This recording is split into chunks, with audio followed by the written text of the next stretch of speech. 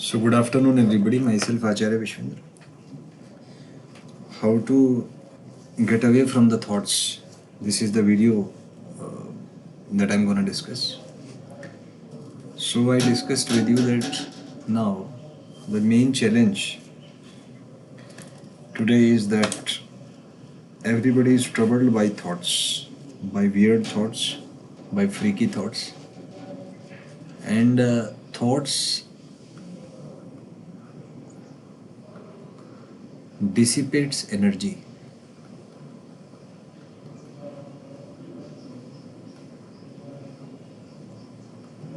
And trap you.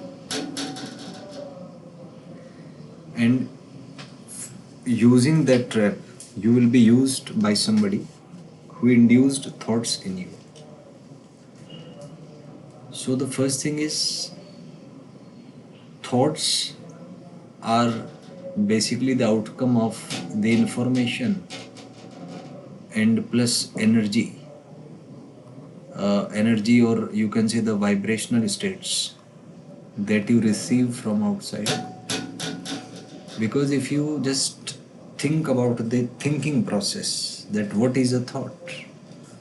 So thought is basically, you can say that a state of mind in which you are influenced by information that is given to you by your surroundings, and your mind-brain system vibrates at a certain particular frequency, which is the frequency concerned with that thought process, which is the frequency which was transferred to you by the person who induced thoughts in you.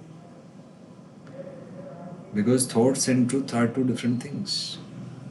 Thoughts are the very starting process when your mind-brain system gets activated. So you can access the information present in your mind-brain system. That what makes up thought. And the mind-brain system is acting in a way that, suppose let's look in a proper perspective. Suppose this is your mind. It's roughly like that. And this is the brain, and this is your mind. So there is a transfer of information from brain to the mind and mind to the brain. And thoughts are the impact when you are transferring information from mind to the brain.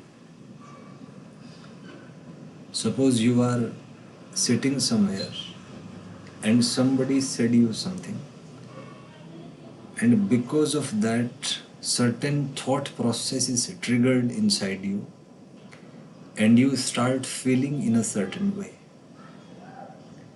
then that entire process, that thought, that feeling, that emotion, everything is due to the impact of the mind-brain system. Something has happened to you because of which your mind has collected information or emotion that were buried somewhere down inside your mind, that were at the deep level of the mind, but somehow it got triggered. Let me take an example. Suppose you are working somewhere, and after many years, suddenly one of your friend came, and that was a very true friend of yours. You had certain emotions and very deep, very effective emotions concerned with that person.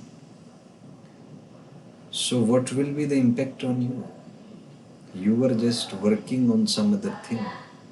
Your thought process was different. But when suddenly your friend came and that information entered your brain, and brain connected to the mind, and mind retrieved all the information, emotion related to that friend, then suddenly you will feel emotional things, you will feel strong emotions, and you will not be able to work for some time because of the impact of that very particular emotion.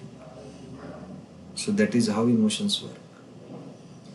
Emotions are just like driving force when emotions are there in the mind-brain system, then you can overcome the physicality, you can dominate the analytical brain. Tremendous amount of energy is released in your mind-brain system. So emotions are just like a source of energy. You can use them in any way, but certainly they have certain impact, certain amplitude. Direction may be positive or negative, but certainly an emotional person is very reactive. He can be used to do things which normal person can't never achieve in his life. So emotions are just like driving force. They just put you in a certain state where your energies are very focused. Let's take an example. Suppose you are very afraid of something. You are not angry with somebody, but somebody is manipulating you, trying to make you feel pain, trying to disturb you mentally, and you are trying to avoid that person. You are not saying anything to him, but that negative reaction that this person is trying to mentally disturb you will cause you a certain sort of discomfort. So you will bear it for some time, but when that bearing capacity will be over, then there will be a violent reaction within you, and you will respond in a very fiery way, and you will speak to him in a certain way that he'll never forget. So that is what happens when you suppress somebody beyond a certain limit, because consciousness is over there, which is knowing everything, however smart you try, but which is knowing that the other person is making me to suffer in life. So when that limit gets broken down, there is a certain thing called as the dielectric breakdown.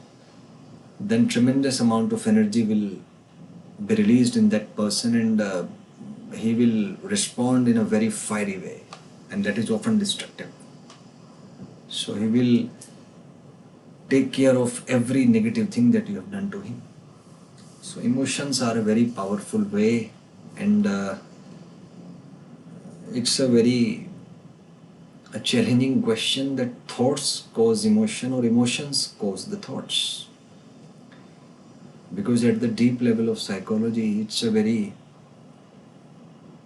challenging point that physiology induces psychology or psychology induces physicality or physiology. So thoughts and emotions basically are very related. It's still under study that what causes whom. Thoughts causes emotions or emotions causes thoughts. There are many theories on this in the past itself. Some of the theories were given by even Charles Darwin. Then certain psychologists were there. I am unable to remember the name at that moment, but there were certain theories concerned with the theory of emotions. So one of the theory was about information processing within human mind-brain system. One of the theory was